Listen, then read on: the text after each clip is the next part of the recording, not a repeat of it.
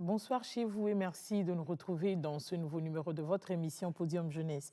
Généralement, la plupart des femmes se sous-estiment et pensent souvent que leur réussite dépend des facteurs externes. Cet après-midi, nous donnons la parole à 4 jeunes dames qui sont sorties de ces clichés pour élargir leurs horizons et faire évoluer leur mentalité. Elles ont su saisir des opportunités et travailler à la réalisation de leur potentiel. Et nous parlerons de ces opportunités et aussi de l'importance de l'autonomisation de la jeune femme africaine et l'urgence de son implication dans les processus de développement. Aujourd'hui, dans la rubrique Podium Reportage, nous vous emmènerons à la rencontre d'une Togolaise qui est très en vue aujourd'hui dans le monde sportif. Mais tout de suite, Solange Aminikbo nous fait découvrir l'identité de nos invités. On y va.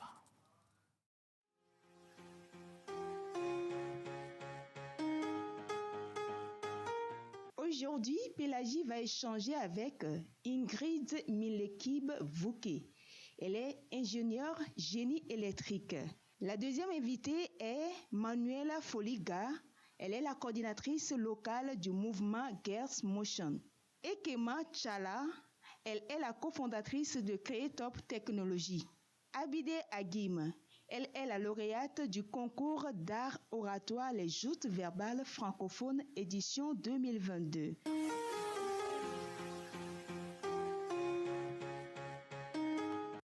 Bonsoir de nouveau et bienvenue à Podium Jeunesse. Aujourd'hui, je reçois 4 jeunes dames qui sont sorties des clichés habituels auxquels les femmes sont sujettes. Bonsoir, madame, mesdemoiselles. J'espère que vous allez bien. Merci d'être là, de toute façon. Donc, brièvement, pourriez-vous nous exposer à votre façon les étapes importantes de vos parcours? On commence avec Abidé. Tout d'abord, bonsoir à toutes et bonsoir aux très chers téléspectateurs. Pour moi, j'ai commencé toutes mes activités à partir de décembre 2019. J'ai décidé de me lancer dans ce domaine-là qu'est l'art oratoire, principalement les débats, les joutes et le slam. J'étais très timide de base, mais j'ai vu que les petits textes que j'écrivais à travers mon blog intéressaient les gens. Alors je me suis dit, pourquoi ne pas faire plus grand? J'ai participé à ma première compétition en décembre 2019, une compétition appelée Retrouvailles universitaires, organisée par des étudiants. Et ça s'est bien passé. Jusque-là, je n'imaginais pas l'ampleur de ce talent-là que j'avais. Mais j'ai voulu continuer et j'ai commencé les Joutes verbales francophones en 2020, jusqu'aujourd'hui où je suis la lauréate des Joutes verbales francophones édition 2022. Mais à part cela, vous êtes aussi étudiante? Bien sûr, je suis étudiante en fin parcours licence management et gestion des entreprises à l'ESAG NDE. Merci beaucoup. Et Kema? Merci beaucoup. Bonsoir à toutes et à tous. Bonsoir. Alors, moi, mon parcours, je vais commencer plutôt au niveau du lycée où j'ai eu un baccalauréat électronique F2 technique. Et c'est ça qui m'a poussé vraiment à emprunter la voie de l'ingénierie, où aujourd'hui j'ai eu une licence en génie électrique qui me donne le diplôme d'ingénierie conduite des travaux en génie électrique.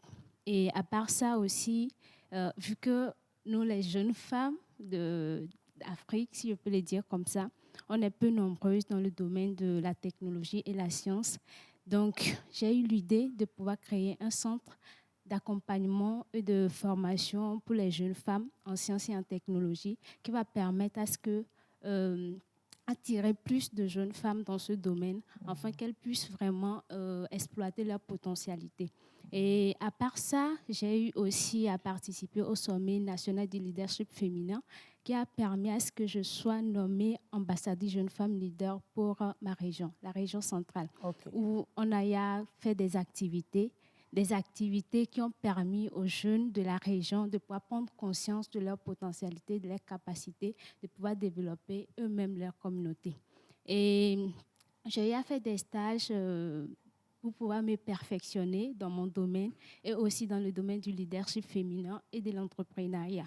Et c'est là que je me suis lancée aussi dans les cultures start-up, où on a créé une start-up dénommée Creatop Technologies qui regroupe 3 entités aujourd'hui, où nous formons les jeunes femmes, c'est en premier, nous faisons la communication. En plus de ça, nous développons des des solutions IT. Et à part ça, j'ai eu aussi à faire des stages en énergie renouvelable où aujourd'hui, je travaille en tant qu'électrotechnicien dans une entreprise spécialisée dans les énergies renouvelables et l'efficacité énergétique nommée Kia Energy Group. Et c'est là qu'aujourd'hui, je peux dire que j'apprends beaucoup de choses pour me perfectionner. Et ce n'est pas encore l'étape où je suis aujourd'hui, ce n'est pas l'étape Ce n'est pas encore le sommet, il faudrait dire. Donc, je pense qu'après des années à venir, je vais encore me perfectionner pour arriver au sommet.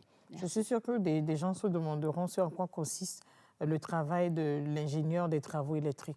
En quoi ça consiste concrètement? Voilà. Merci beaucoup. Lorsqu'on dit ingénieur génie électrique, ça consiste beaucoup de choses. Réalisation des projets, par exemple, la conception. On a, par exemple, ingénieur des travaux simple, ingénieur des travaux, et ingénieur simple, ingénieur des travaux. L'ingénieur simple, lui, il est là pour la conception. Et l'ingénieur des travaux, lui, il est là pour suivre les travaux qui se font sur le terrain, pour suivre, accompagner les travaux qui se font sur le terrain. En gros, c'est un peu ce que je peux dire, mais plutôt dans le domaine de l'énergie. Merci beaucoup. Manuela Foliga, vous êtes étudiante dans un parcours licence professionnelle en sciences agronomiques, option phytotechnie, et vous êtes activiste sociale et la coordinatrice du mouvement, coordinatrice locale, bien sûr, de Girls Motion. On veut en savoir un peu plus. Mon parcours, je vais commencer par le secondaire. Après mon BEPC, j'ai été primée parmi les 5 meilleures filles de la commune Lomé Golf. Et je dirais que c'est de là qu'est venu un peu le tic, en fait. Parce que déjà, à l'école, on était brillants et tout. Et au lycée, j'ai fait la série C4. Et quand tu fais une série scientifique et C4, déjà, les gens voient que tu es déjà extraordinaire, je vais dire, alors que ce n'est pas toujours le cas. Mais... Quand on est fille. Voilà. Et donc, après mon bac, je me suis lancée dans les associations, déjà parce qu'il y a beaucoup de personnes qui te voient, je veux être comme toi. Je me voyais déjà un peu comme un mini-modèle pour des gens, donc je me devais de me perfectionner, en fait. Et donc, après mon bac, je me suis lancée. J'ai intégré une association. Et donc, voilà les bases de mon parcours en tant qu'activiste. Avec le temps, je me formais, je prenais des postes de responsabilité. Et donc, je veux dire, aujourd'hui, j'ai quitté l'étape de, bon, je ne vais pas dire formation, mais de bébé activiste. Au moins, je suis à un niveau un peu plus élevé dans l'activisme. Et l'association que vous aviez intégrée, quel rôle a-t-elle joué dans votre engagement? Voilà. D'accord. J'ai commencé mon engagement dans le mouvement Girls Motion en 2018. Et donc, en 2018, je prenais des postes. J'ai été dans l'équipe animation. Et aujourd'hui, je coordonne une cellule du mouvement. Enfin, c'est un mouvement national qui a des cellules dans toutes les régions. Et à Lomé, on a également d'autres cellules. Et je coordonne une cellule de Lomé. Je dirais que Girls Motion a été un boost pour mon engagement parce que c'est de là qu'est né mon engagement. C'est là que j'ai appris beaucoup de choses. Malgré qu'avec le temps, j'ai intégré d'autres associations. Mais Girls Motion, c'est ma maison, je dirais. C'est ta maison. Merci beaucoup. Ingrid, bonsoir. Bonsoir. OK. Eh bien, moi, je dirais que mon parcours, il a été scellé depuis mon enfance. Oui. J'ai fait partie d'un environnement où on avait la passion de deux choses, l'excellence et puis les sciences. À la maison, 80% des bouquins étaient des bouquins scientifiques et tous ceux qui travaillaient pour la plupart dans les sciences. Donc cela nourrit en moi cette passion de faire les sciences. Et à chaque fois qu'on avançait, la passion grandissait. Et je dirais que, donc, voulant toujours bien faire et dans les sciences, je suis petit à petit arrivée en série scientifique au lycée. Et là, j'ai compris que n'étions pas assez nombreuses comme femmes. Et c'était un défi. Je me disais, ça veut dire qu'il faut se démarquer. C'est pas chose On dirait que commune. vous n'aimez pas du tout mon micro. Ah. Donc, j'ai compris qu'il fallait avancer, faire ce qu'on aime et bien le faire. Et petit à petit, je suis devenue ingénieure génie électrique. J'ai travaillé dans une structure dans le secteur de l'informatique, donc en tant qu'ingénieur support et donnant des formations sur des logiciels que la structure commercialisait. Et petit à petit, la boîte nous a inculqué quelque chose auquel on ne fait pas toujours attention. Les sciences, c'est bien, mais c'est pour servir l'humain. C'est pour servir des besoins, c'est pour développer des activités. Et donc, j'ai finalement compris qu'il fallait non seulement avoir la technique, comprendre comment est-ce que les choses fonctionnaient, mais pouvoir l'expliquer à ceux qui en ont besoin et qui ne sont pas forcément techniciens. Donc aujourd'hui, je bosse plus comme ingénieur avant-vente. Donc j'aide les clients à dimensionner des systèmes informatiques, des systèmes qui puissent répondre à leurs besoins. Et pour y arriver, il faut aussi pouvoir communiquer, pouvoir faire preuve de leadership quand on est dans une équipe. Et c'est pour cela que j'ai intégré il y a 4 ans une association qui s'appelle le Toastmaster, où on apprend à devenir leader et à devenir orateur hors pair. Merci. Merci beaucoup. Donc, je dirais que ce qui vous résume, c'est que vous avez su détecter tôt que vous avez un potentiel, oui. mais que vous avez aussi vous avez rencontré des opportunités qui vous ont permis de vous démarquer. Abidi, est-ce que vous pouvez me parler de certaines de ces opportunités qui vous ont marqué? Parlant d'opportunités, moi, personnellement, je vais dire que c'est toutes les compétitions auxquelles j'ai eu à participer. Et il fallait chaque fois montrer plus que ce qu'on avait fait à la précédente. Si on peut avoir les photos d'Abidé en compétition. Oui, allez-y. Je disais que parlons d'opportunités. Moi, je vais parler plus des compétitions auxquelles j'ai participé. On peut peut-être même m'appeler la fille des compétitions parce que dès que j'ai commencé en 2019, j'ai continué avec les compétitions parce que c'est cette manière à moi, pour moi, c'était cette manière-là que je voulais utiliser pour me former. Et ça a continué. À chaque fois, c'était de plus grandes compétitions et il fallait augmenter ses potentialités. Donc, après chaque compétition, que ce soit une réussite ou un échec, il fallait prendre le bon côté dans les résultats qu'on avait eus, se former avec et revenir plus forte et plus déterminée. Mon expérience, spécialement avec les Joutes verbales francophones, auxquelles j'ai participé 3 années de suite, c'était vraiment, vraiment très difficile. La première édition, je ne connaissais rien des débats, des joutes. Et j'ai participé, j'ai eu la chance d'aller en demi-finale, ce qui m'a prouvé que j'avais effectivement quelque chose à donner dans ce domaine-là. Mais je me suis lamentablement plantée en demi-finale et c'était vraiment très dur pour moi, au point où je ne voulais même pas sortir de ma chambre le lendemain. Mais il y a aussi cet entourage-là qui compte, qui a su me motiver, me dire que non, c'est une première fois, je ferai mieux la prochaine fois. Et la prochaine fois, je suis revenue, c'était bien, je suis allée plus que là où je m'étais arrêtée. Et voilà que la 3e fois, j'ai pu décrocher ce trophée-là que j'ai longtemps cherché. Et c'est toujours comme ça dans la vie en général. Tout ce qu'on fait, on peut ne pas avoir le résultat escompté, mais il faut savoir puiser dans tout ce qu'on a pour pouvoir élever le niveau et atteindre ce qu'on veut. J'avais préparé certaines de vos photos en compétition, mais je crois que la technique n'est pas de cœur avec nous cet après-midi dans ce sens-là. C'est vrai, vous avez eu espoir, voilà, vous avez espéré avoir le trophée à cette édition, mais vous avez fini comme finaliste, mais pas comme lauréate. En 2021. En 2020. Mais cette année, vous avez eu le trophée. Qu'est-ce que vous avez ressenti le jour-là? Enfin. En réalité, à chaque fois qu'on me pose cette question, qu'est-ce que j'ai ressenti? J'ai cette phrase-là que je dis toujours, ça ne s'explique pas, ça se vit. Ça se vit. Parce qu'en réalité, jusqu'à présent, je ne trouve pas les mots justes pour exprimer ce que j'ai ressenti. C'était l'ineffable? Effectivement, c'était... Waouh!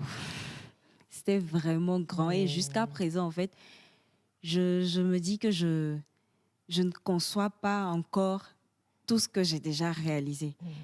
C'est vraiment grand. Après 3 années de suite, on ne vient pas forcément pour la victoire. Personnellement, en revenant, il y a de nouvelles personnes à affronter parce que ce n'est pas les mêmes personnes qui reparticipent à la compétition. Donc, de nouvelles compétences, des gens plus forts, plus déterminés, des gens qui viennent avec aussi l'espoir de gagner. Donc, moi, personnellement, à cette compétition, je vais dire que je me suis laissée aller. Et le plus grand défi pour moi, c'était de prouver que les 2 années où j'ai participé précédemment, j'ai gagné quelque chose de grand qui s'est vraiment montré à cette finale-là. Vous êtes aussi artiste slameuse. Effectivement. Et je crois que vous avez préparé un petit test pour nous, pour célébrer la femme africaine. On y reviendra tout à l'heure. Je donne la parole à Manuela pour qu'elle nous parle des opportunités qui l'ont marquée. D'accord. Merci, madame. Parlons d'opportunités qui m'ont marquée durant mon parcours. En premier lieu, je parlerai du sommet national du leadership féminin, à la suite duquel j'ai été élue deuxième dauphine Jeune Femme Leader Togo 2020, de décembre 2020 à décembre 2021. Ça m'a vraiment marqué parce que déjà au début de la formation, en plein début de la formation, je dois aller en stage dans une ville de Kpalimé, enfin dans un village de Kpalimé. Voilà. Et il n'y avait pas de connexion, la connexion était déjà très mauvaise. Et donc, je ne pouvais pas non plus suivre les formations en présentiel à Lomé. Je ne pouvais même pas les suivre en ligne là-bas dans la ferme. Et donc, pour moi, je me suis dit, bon, peut-être l'année prochaine, je vais partir. Je m'inscris encore et je vais participer parce que c'était déjà mort pour moi cette année. Et je suis revenue à 2 semaines de la finale. Et les 2 semaines-là, je ne sais pas comment je me suis démerdée pour me rattraper. Mais les 3 jours du sommet, bon, je me suis dit, je sais qu'on ne va pas me sélectionner forcément. Peut-être même si on me sélectionnait, ça va pas être dans le trio, mais en tout cas, j'aurais participé. Et donc, c'était le vendredi.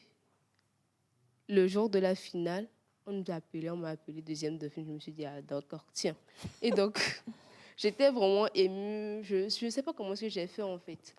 Et après, ce qui m'a vraiment marqué, parce que c'était une opportunité pour moi d'exploiter mon potentiel, d'exploiter pleinement mon potentiel. Ça m'a permis de faire beaucoup d'activités parce que j'étais chargée d'organisation des forats de discussion.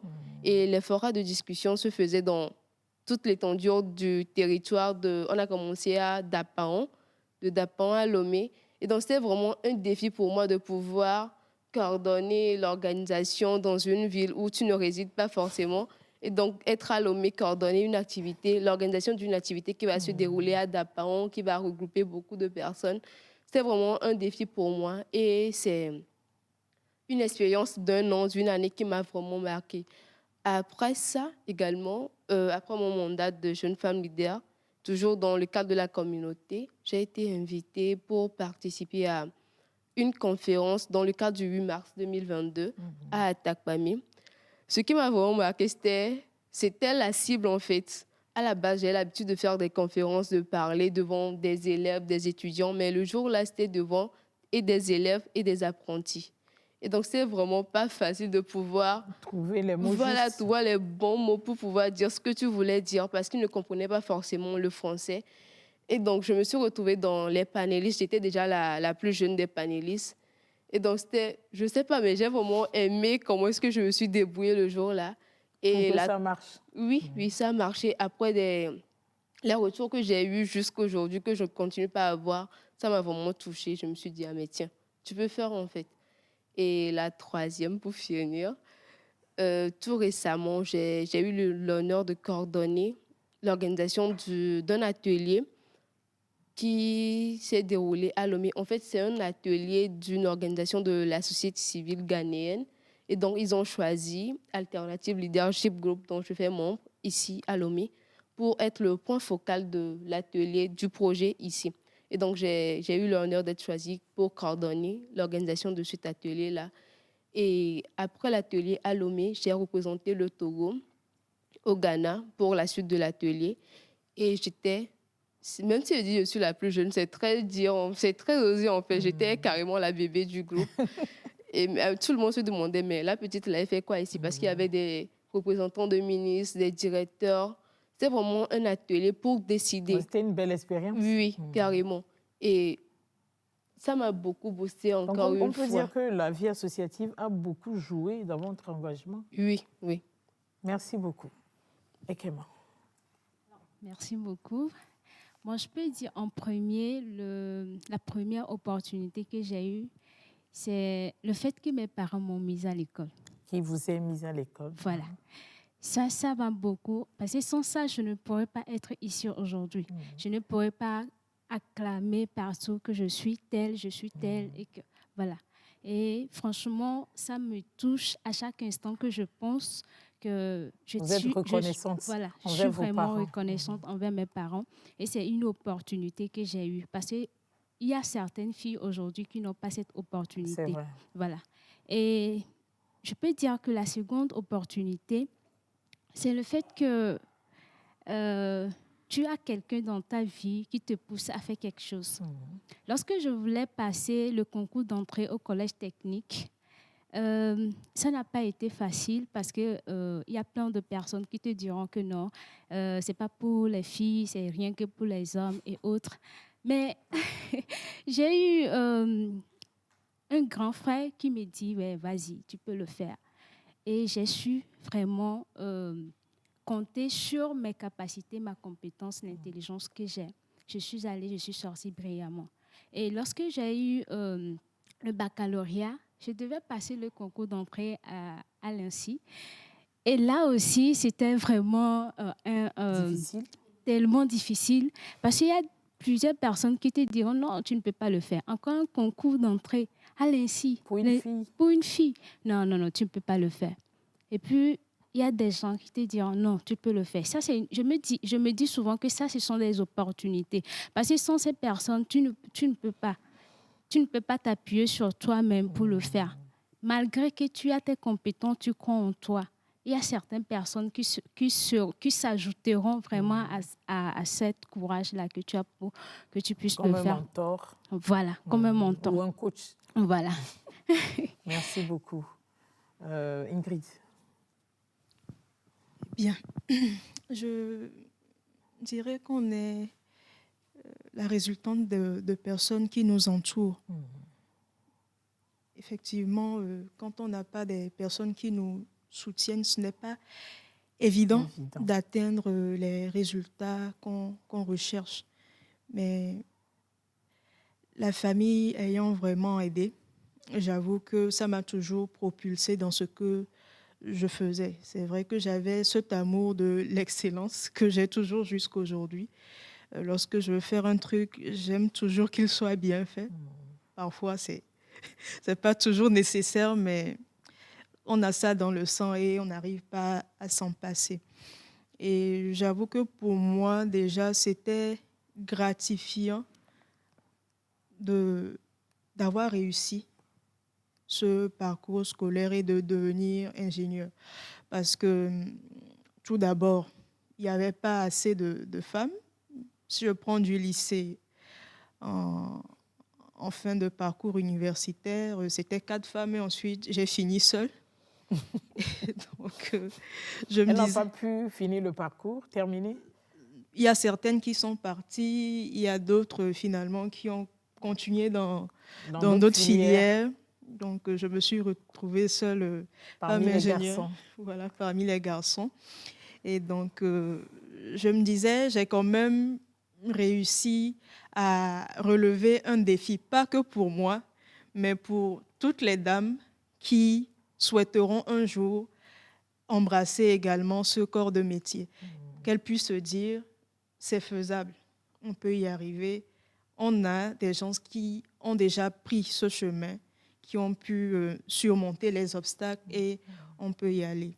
Et j'avoue qu'il y a aussi quelque chose de très intéressant, c'est que souvent, on craint aussi que le fait qu'on soit la seule dame ou peu de dames parmi les garçons soit un blocage, mais bizarrement, ils sont là, ils aident.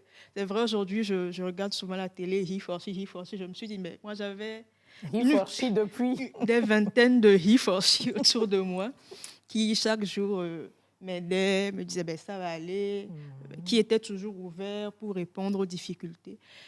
À telle enseigne qu'aujourd'hui, même, quand je suis dans un environnement où il n'y a que des hommes, j'oublie. C'est comme si j'avais des copines à côté. Parce que j'ai été habituée à évoluer à leur avec. présence le long de votre parcours. Merci beaucoup. Donc, on remarque que de plus en plus de femmes sont en train d'emprunter le chemin des métiers jadis dits d'hommes. Et nous allons découvrir une de vos pairs dans le reportage qui vient. Elle s'appelle Vicencia Amedome. Elle est arbitre internationale. Nous l'avons surpris en plein entraînement le mercredi passé. Elle nous parle de sa passion pour le football, et c'est avec Sonia Amenikpo.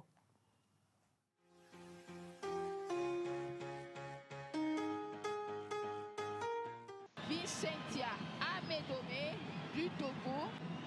Elle est une fierté nationale et la plus en vue des arbitres dames du Togo. Vicencia Amedome, puisque c'est d'elle qu'il s'agit, nourrit une passion de longue date pour le ballon rond. Il faut avoir un exemple à suivre, une source d'inspiration et beaucoup de soutien. Ma venue à l'arbitrage se résume sur ces 3 points. Je suis joueuse et je voyais Madame Agboyi Honam Touré nous officier les matchs. Donc déjà, c'est un exemple à suivre. Dans mon parcours de joueuse, je fus gravement blessée et ça m'a atteint psychologiquement. Je n'avais plus du tout envie de continuer de jouer le football. Je n'avais non plus envie de quitter définitivement le football, donc je me suis lancée dans l'arbitrage. Avec le soutien de M. Amessi, M. Kapou, les collègues arbitres et surtout Mme Adabla Lawson-Hogban, je suis arrivée là où je suis aujourd'hui. La prestation de Vicencia Amedome lors de la CAN Dames Maroc 2022 n'est pas passée inaperçue. Elle a officié le match Ouganda-Maroc du 5 juillet 2022. Elle se distingue par sa rigueur et son dévouement. Ceci lui permet d'avoir une bonne relation avec ses collègues hommes. Mes collègues hommes m'admirent et nous avons une bonne relation entre nous. On s'entraide. Et si quelqu'un parmi nous a été invité par la FIFA ou la CAF pour un stage, on s'entraîne ensemble pour lui permettre d'atteindre son objectif. Vicencia est épouse et mère de 2 enfants. À quelques heures de la célébration de la 60e journée internationale de la femme africaine, elle lance un appel aux jeunes filles et aux jeunes femmes. Mes conseils pour les jeunes filles et les jeunes dames, c'est les exhorter à surtout étudier. Avant toute chose, c'est l'éducation qui nous permet d'atteindre nos objectifs. Et le deuxième point, de se fixer un objectif à atteindre dans la vie et de se dire aussi que je peux. Et je crois qu'elles peuvent y arriver comme moi. Déjà en lice pour le prochain mondial féminin, Vicencia Amedome fait un pas de plus vers son rêve ultime et est sur la voie de se faire une renommée mondiale.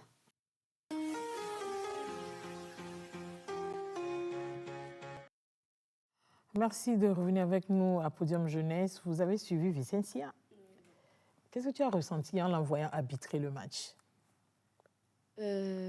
Moi, j'ai vu dans le reportage une dame très motivée qui a l'amour de ce qu'elle fait, qui sait ce qu'elle veut et comment elle doit le faire, qui n'a pas forcément, comment je vais dire ça, qui est inébranlable. Inébranlable. Voilà, c'est ce que moi j'ai vu dans la vidéo. Ce sont les images que lui a projetées le reportage qu'elle a suivi, Ingrid. Passionnée par ce qu'elle fait et qu'elle a une bonne connaissance, une bonne maîtrise de son travail. C'est ce que je voulais dire. J'ai vu beaucoup de passion. Donc, tu as volé tes mots. Effectivement. J'ai vu une femme vraiment passionnée. Et fière de ce qu'elle fait. Et c'est ça, lorsque tu aimes ce que tu fais, tu le fais bien, tu es juste fier. Merci, Ekema. Alors, moi, je vois une femme courageuse, une femme mère encore. C'est vraiment... C'est magnifique. C'est magnifique, c'est quoi. encourageant, en fait. Et Voilà, c'est inspirant. Voilà. N'est-ce pas? Elle est épanouie dans ce qu'elle fait. Et elle a émis un point qui a rejoint tes propos de début. Oui. Lorsque nos parents nous inscrivent à l'école ou nous donnent l'opportunité d'étudier au-delà du CEP, au-delà du lycée, pour nous, c'est banal. C'est vraiment banal. C'est leur devoir. Mais avec vous, et surtout avec elle, j'ai su que c'est une grande opportunité pour pouvoir atteindre nos objectifs. Donc, nous devons remercier nos parents pour cela. Nous parlons de l'engagement de la jeune dame. Pour vous, jeune femme, lève-toi, comment le comprenez-vous? Qu'est-ce que cela sous-entend, Manuela, pour toi?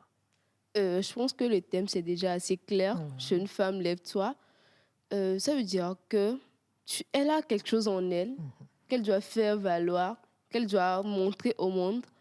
Et rester là où elle est, rester assise, rester en croyant que son avenir dépend des facteurs externes, comme vous l'avez dit au début, je crois que ça ne l'amènerait pas loin. Et donc, c'est très important pour les jeunes femmes de se réveiller, en fait, de se réveiller de ces clichés autrefois et de faire face à leur avenir parce qu'elles sont les seuls maîtres de leur avenir, en fait. C'est ce que m'inspire. Ekema?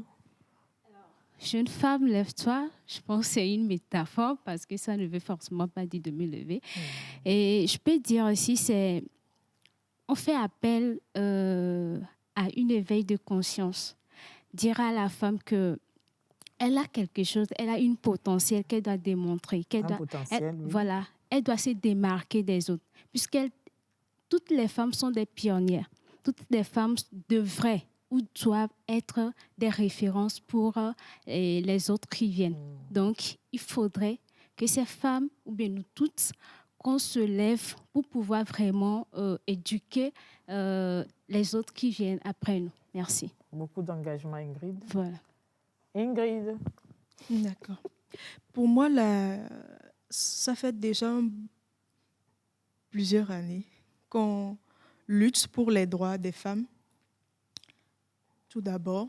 Ensuite, chaque être humain a quelque chose de spécial en lui qu'il peut présenter au monde pour faire avancer le monde, pour faire rayonner le monde.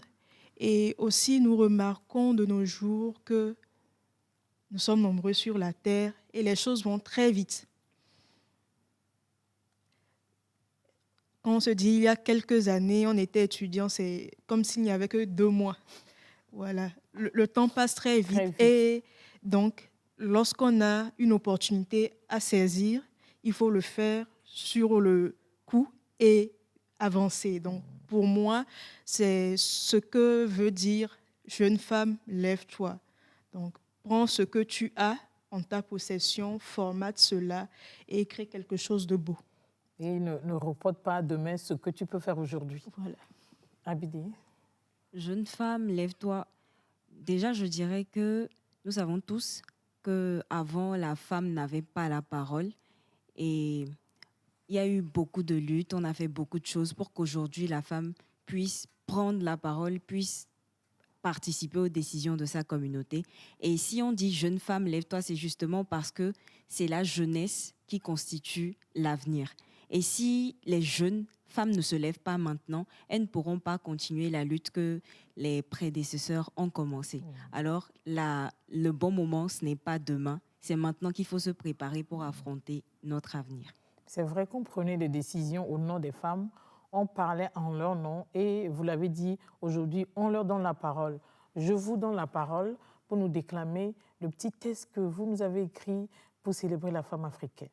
En 2-3 minutes. C'est possible? Oui, c'est possible. Bon, je vais un peu vous parler du texte avant de juste un briefing. C'est un texte en général qui parle de mariage forcé. Il y a de la violence dedans qui dit qu'il faut s'accepter comme on est, accepter là où on est. Et parce qu'on peut faire tout ce qu'on veut là où on est, commencer où on est pour atteindre le sommet. Et à la fin, ça parle justement du thème qui nous réunit, jeune femme, lève-toi. Quelle position vous mettrez à l'aise? Assise ou debout? Assise? Ça va. C'est le top départ. On y va? À tous ceux qui ont choisi de vivre sans superstition, à tous ceux qui ne se gênent pas pour poser de bonnes actions, à tous ceux qui ne se laissent abattre par aucune situation car ils ont la ferme conviction d'une future amélioration. Je parle de ces personnes qui font des choix, suivent leur voie, je parle de moi. Je parle de ces personnes qui prient chaque fois, n'ont pas peur de l'effroi, je parle de toi. Je parle de ces personnes qui obéissent aux lois malgré leurs émois, je parle de toi et moi. Nous vivons dans un monde où en soi il faut croire. Le bon côté il faut voir, même si la méchanceté gouverne les terroirs. Nous vivons dans un monde où le moi n'est pas toi, où certains sont pleins aux as tandis que d'autres sont pleins de crasse et font le trottoir. Nous vivons dans un monde où le chez nous ne nous avantage pas. Alors on franchit le pas, mais là dehors c'est pire, c'est carrément un mouroir. J'ai à un moment cru que certaines choses n'existaient plus, que l'égalité avait établi son règne ou encore que la violence avait disparu. Mais non, au contraire, la haine nous tue, les hommes s'entretuent et du mal de plus en plus, le monde s'imprègne. Certains en sont toujours au mariage forcé. D'autres à l'ethnocentrisme sont plus qu'accrochés. Nos mentalités ne veulent pas changer. Le plus triste, c'est lorsqu'à cause d'une couleur de peau, d'innocentes personnes sont tuées. Et pourtant, l'entente ne tue pas, la concorde n'étouffe pas, la xénophilie n'égorge pas. Touchez-moi et vous verrez que même avec une peau à la couleur de charbon, eh bien, je ne brûle pas. Je rêve d'une humanité qui a de l'humanité. Une humanité mettant en avant sa dignité et luttant contre la criminalité. Je rêve d'une humanité qui a de l'humanité. Une humanité qui ne sait pas détester mais aimer et respecter.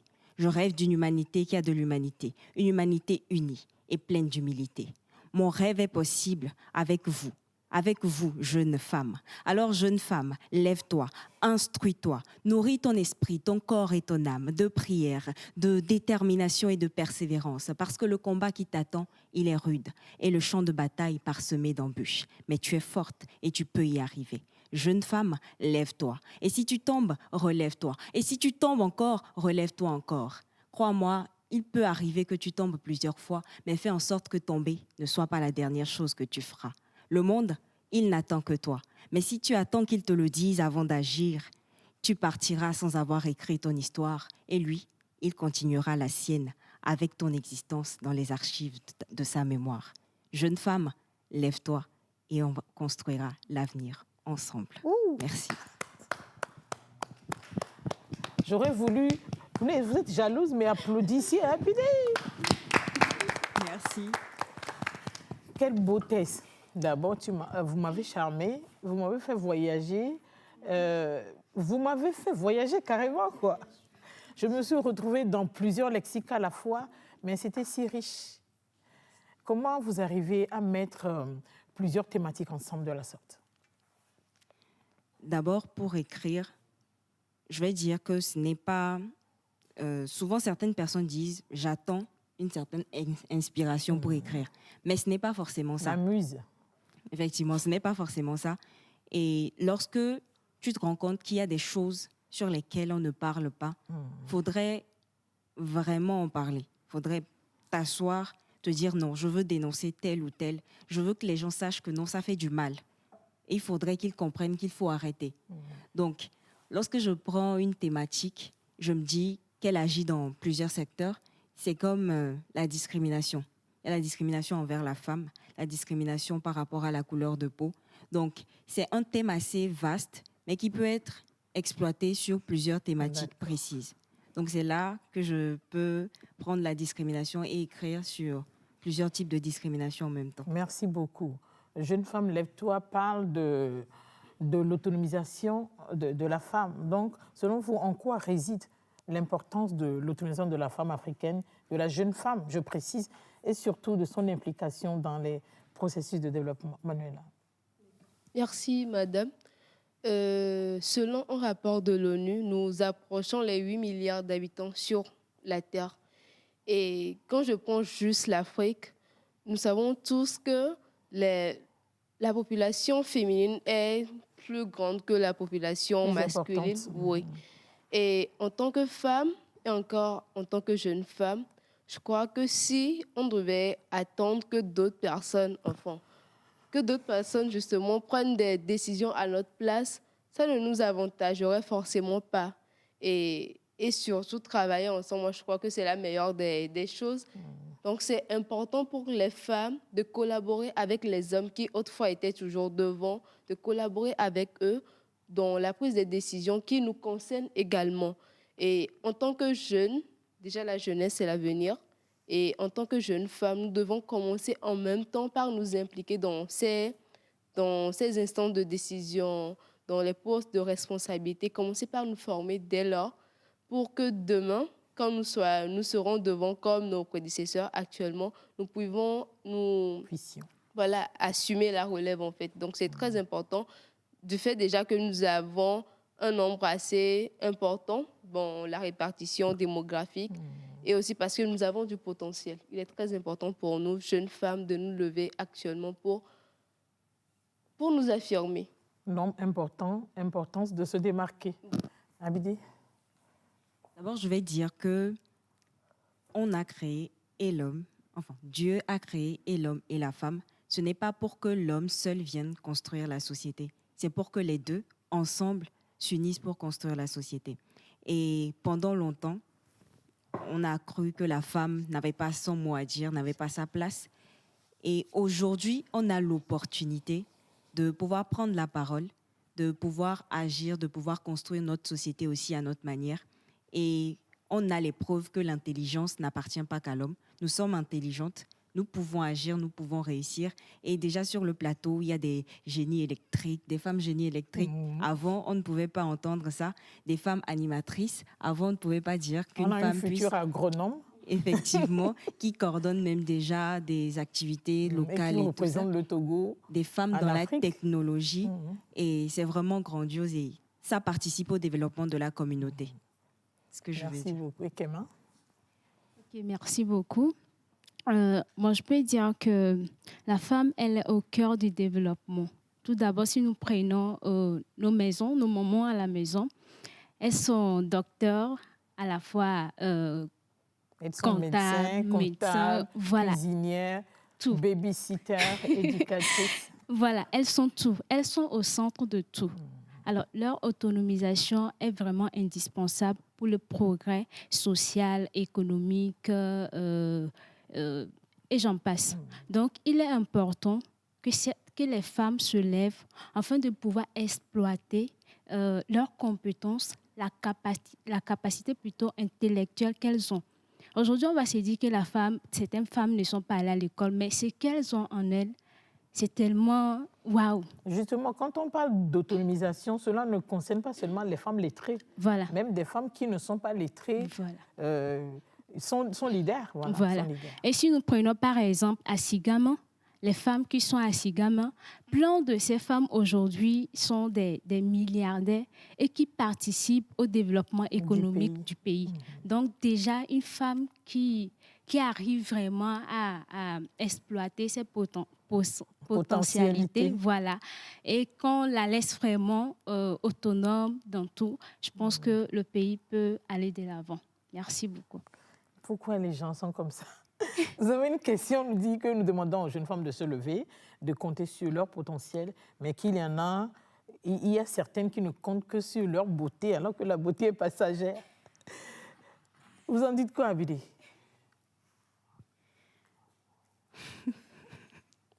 C'est vrai que vous ne vous y attendez pas. Oui. En fait, il faut qu'on arrive à changer de mentalité et se dire que ce n'est pas, le physique ne compte pas dans ces questions-là. Et sur ce point, je pense que toutes les filles doivent apprendre à avoir confiance en elles. Moi, je me dis que si une fille compte seulement sur sa beauté, c'est peut-être parce qu'elle se dit que c'est seulement ce qu'elle a, alors qu'elle a plus grand en elle, son intelligence et toutes ses capacités qu'elle peut exploiter. Qu'on se dise que nous voulons être autonomes et indépendantes, pas dépendre de quelqu'un d'autre. Parce que si on se dit que c'est juste la beauté qu'on a, c'est de cette beauté qu'on va profiter, c'est qu'on se dit que quelqu'un va voir cette beauté-là sur nous et va prendre soin de nous. Je pense qu'on doit lutter nous-mêmes pour être autonomes et prendre soin de nous. Il ne faut pas appesantir notre autonomie sur un aspect de notre vie qui est passager. C'est ça, non?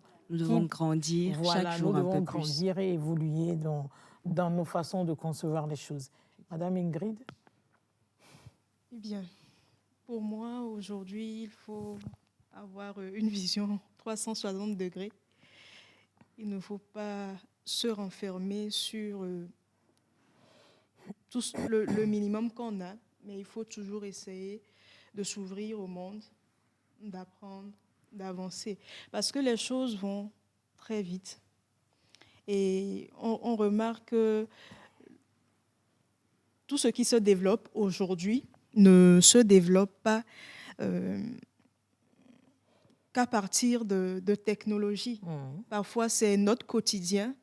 Les scientifiques s'asseyent, regardent notre façon de fonctionner au quotidien, se disent, mais tel petit module peut aider à faire ceci ou cela. Bon, peut-être, si je prends le cas de Foufou Mix, donc c'est pour aider les femmes à mieux faire du foufou. Mais si on n'est pas ouvert d'esprit, on ne peut pas se dire qu'on peut utiliser un outil pour nous faciliter la vie. Et je me dis que la femme aussi a toujours été porteuse de vie. Et donc, si nous voulons aider nos progénitures à aussi découvrir un monde plus serein, à pouvoir évoluer eux-mêmes en toute aisance, il faut que nous, à la base, nous puissions forger nos esprits, nos corps et nos âmes. Merci beaucoup. Nous sommes pratiquement à la fin de notre échange. Ça passe vite, voilà. Au début, on ne le sent pas parce qu'il y a le stress, mais vers la fin, c'est maintenant qu'on a envie de parler, mais le temps imparti est épuisé.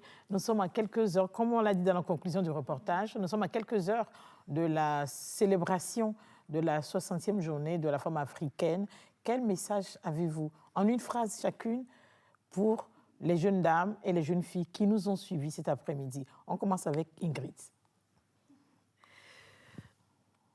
Je dirais qu'il nous faut être focus sur les objectifs que nous souhaitons atteindre pour nous-mêmes et pour l'Afrique. Merci. Et Kema?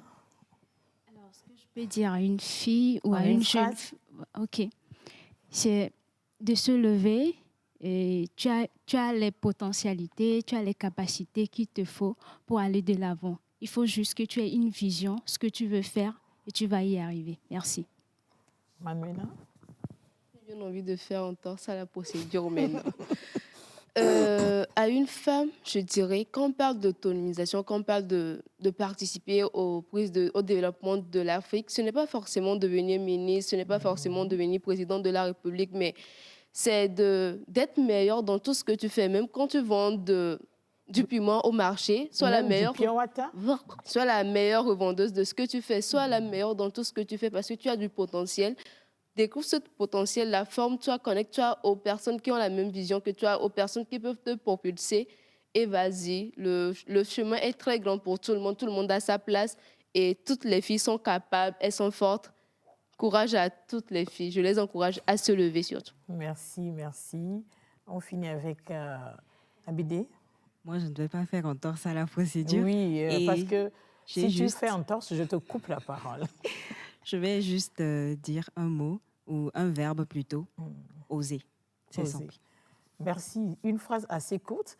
Je remercie Ingrid, Manuela et Kema Abidé d'avoir accepté de partager avec nous cet après-midi leur parcours afin d'inciter, d'impacter d'abord et aussi d'inciter d'autres jeunes dames à s'encourager, à détecter leur potentiel et donner le meilleur d'elles-mêmes. Nous l'avons dit en début d'émission, généralement, ce qui manque aux femmes pour réussir, c'est la confiance en soi. Donc, à l'issue de cet échange, nous espérons avoir fait comprendre aux filles, aux jeunes dames, l'importance de sortir de sa zone de confort, d'élargir son horizon et d'évoluer dans sa mentalité afin de prendre la place qui est la nôtre. Merci de nous avoir suivis. Merci à toute l'équipe de la réalisation. À samedi.